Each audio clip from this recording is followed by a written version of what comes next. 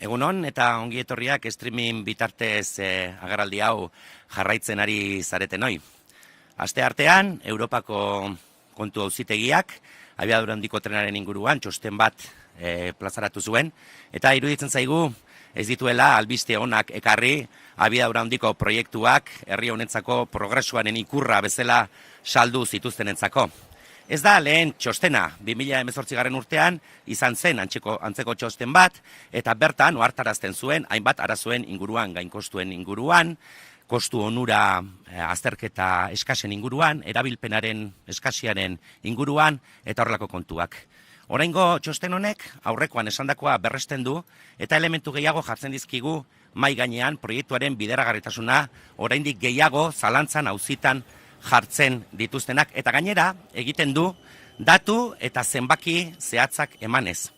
Ze, esan zitzaigun, HTA eta Euskal Y-koa ezinbesteko proiektua zela, Europako korridore baitan zetorrelako sartua, eta txostenak honen inguruan zera esaten du.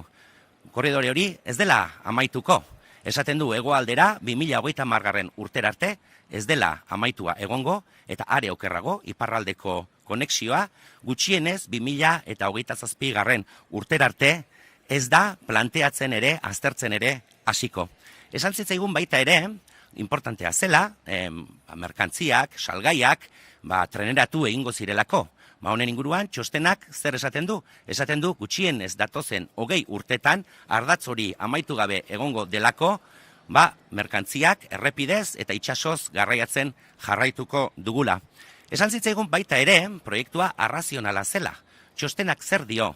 Aurretik, honen inguruko gastua itzela baldin bazen ere, 4.200 milioi eurokoa, oraingo aurrekontuak, oraingo prebizioak 6.500 milioi eurokoak dira.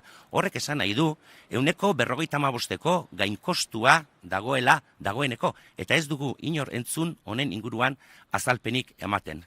Euskal Herria Bilduren ustez, dagoeneko ondorio batzuk ateratzeko unea da.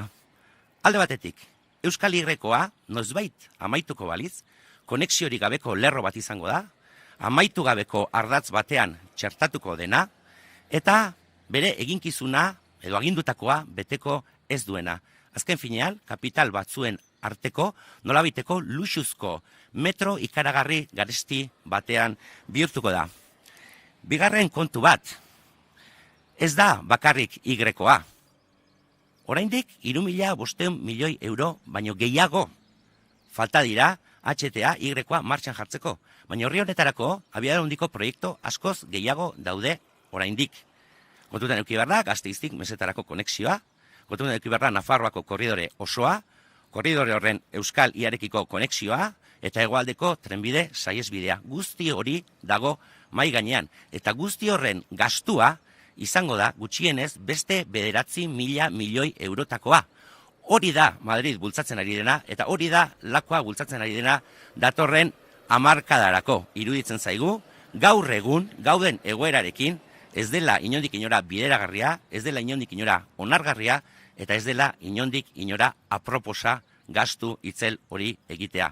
Eta finean, eta beste ondorioa, Espainiar abiadura handiko ereduak porrot egin du dagoeneko.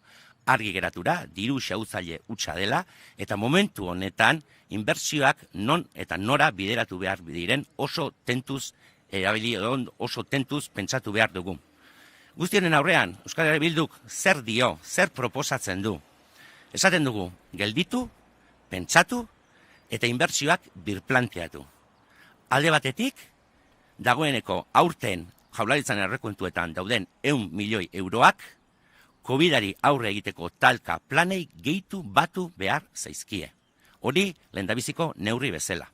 Azpiegitura, tren azpiegituraren inguruan, zer bermatu behar dugu? Bermatu behar dugu gure sare osoan, Europar zabalera dagoela, txertatzen dugula, merkantziak garraiatzeko ahalmena bultzatzen dugula, eta lurralde kohesioan oinarritzen den gertuko tren sozial bat bultzatzen dugula.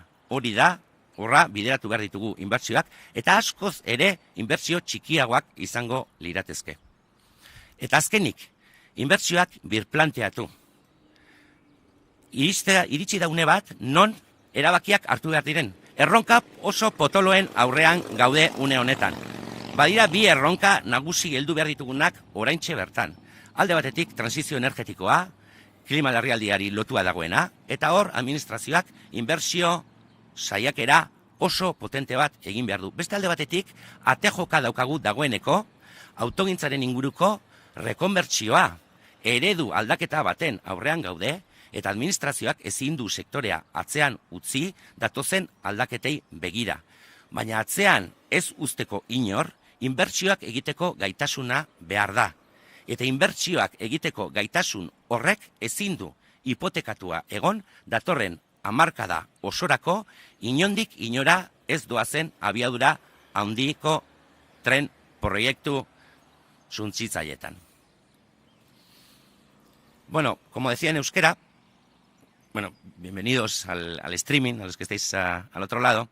Decía que el martes el Tribunal Europeo de Cuentas, bueno, ha sacado otro informe en el que, entre otras cosas, analiza la Y vasca y creemos que está lleno de malas noticias para aquellos quienes nos dijeron que el símbolo del progreso eran los proyectos de alta velocidad. No es el primer informe.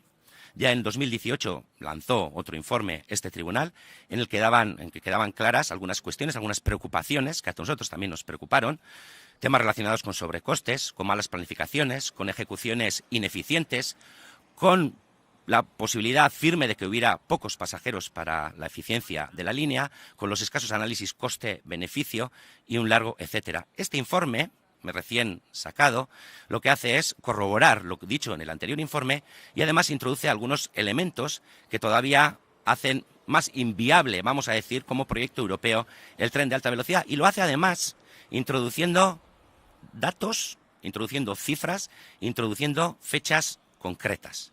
Porque se nos dijo que el tren de alta velocidad y la Y vasca era un proyecto fundamental, estratégico, inapelable, porque era parte de un gran corredor europeo, ¿no? Pues sobre esto, lo que viene a decir el informe es que en realidad, más que ser un proyecto cosido, lo que va a ser un proyecto desunido, porque hacia el sur, hasta más allá de 2030, no va a estar la línea unida con la meseta, y hacia el norte la cosa es peor, porque la conexión hasta Europa ni siquiera se va a plantear, ni siquiera se va a diseñar hasta más allá del año 2037.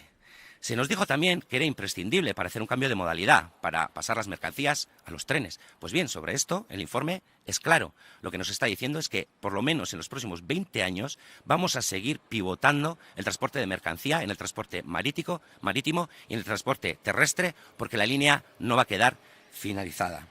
Y también se nos dijo que era un proyecto racional. Entonces, el informe nos dice que ante ya un gasto enorme, como estaba previsto en 4.200 millones de euros el presupuesto inicial, estamos a día de hoy, bueno, la fecha de 2019, estamos con un presupuesto aumentado en un 55% de sobrecoste para un presupuesto actualizado de más de 6.500 millones de euros. Euskal Herria Bildu cree que ha llegado la hora de sacar algunas conclusiones. Una de las primeras conclusiones es pensar y decir que la Y vasca, aunque un día estuviera terminada, va a ser una línea inconexa en un eje inacabado y que no va a cumplir aquellas funciones para las que supuestamente estuvo diseñada. En realidad se va a quedar con una especie de metro de lujo y extremadamente caro entre unas pocas capitales. También otra conclusión es que el propio modelo, el modelo entero de alta velocidad española, ha resultado ser un modelo fallido, un modelo fracasado. Es evidente que se ha despilfarrado un montón de dinero y estamos en un momento y en una situación en la que debemos ser muy conscientes y medir con mucho tiento dónde vamos a hacer las próximas inversiones de los próximos años y la década completa. Pero es más, porque este informe habla de la Y vasca, pero tenemos más proyectos de alta velocidad que afectan a nuestro país. Está la Y vasca, cuya finalización requeriría un gasto todavía de más de 3.500 millones de euros adicionales sobre lo ya gastado, pero también está la conexión de Gasteiz con la meseta, está todo el corredor navarro, está la conexión del corredor navarro con la Y vasca y está el proyecto de la variante sur ferroviaria. Todos estos proyectos, el gasto conjunto de todos estos proyectos, supone un gasto superior a los 9.000 millones de euros. Esto es lo que se está proponiendo desde Madrid y esto es lo que se está impulsando desde el ACUA. Entendemos que no podemos hipotecar todas las inversiones en los próximos 10 años simplemente a la alta velocidad. En este momento son unos planes no solo inadecuados, sino que son irrealizables, son descabellados y es un momento realmente inoportuno habiendo otras necesidades. ¿Qué dice Euskal Herria Bildu ante todo esto? ¿Qué propone? Proponemos 3 cosas. Proponemos parar, proponemos pensar y proponemos rediseñar las inversiones. En primer lugar y primera medida, los 100 millones de euros que hay presupuestados en el gobierno vasco para este año, utilizarlos para aumentar las partidas de los planes de choque para hacer frente a los efectos de la COVID-19. Esa sería la primera medida de emergencia, digamos. En cuanto a la red ferroviaria, nuestra propuesta es obvia. Tenemos que garantizar que se implanta el ancho europeo en toda nuestra red ferroviaria. Tenemos que garantizar que las mercancías pasen a los trenes, reforzando estas posibilidades. Y, evidentemente, tenemos que hacer algunas cosas más, como pensar en un tren que dé un servicio a todo el territorio, que sirva para la cohesión social y mejore las líneas de cercanía actualmente existentes y las que se pueden implementar. Y por último, con respecto a el replanteamiento de las inversiones, creemos que estamos en un momento en el que no hay medias tintas, en el que no se puede dar a todo, en el que hay que tomar decisiones importantes para el futuro de este país.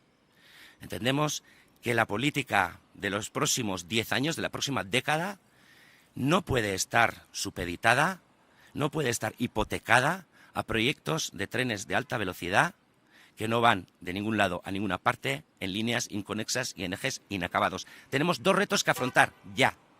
Por una parte, tenemos el reto de la transición energética asociada al cambio climático, donde la Administración tiene que hacer, también desde el sector privado, pero la Administración tiene que hacer un ambicioso, muy ambicioso plan y programa de inversiones públicas. Y por otro lado, tenemos llamando a la puerta desde este mismo momento la reconversión del sector de la automoción, tan importante para el tejido productivo y para el empleo en este país. Vienen cambios evidentes, cambios de modalidad de transporte, cambios en las motorizaciones, y tenemos que tener capacidad inversora para poder hacer frente a estos retos, que son retos de época y, por supuesto, van a ser retos de legislatura y de década. Hori da, eskerrik asko.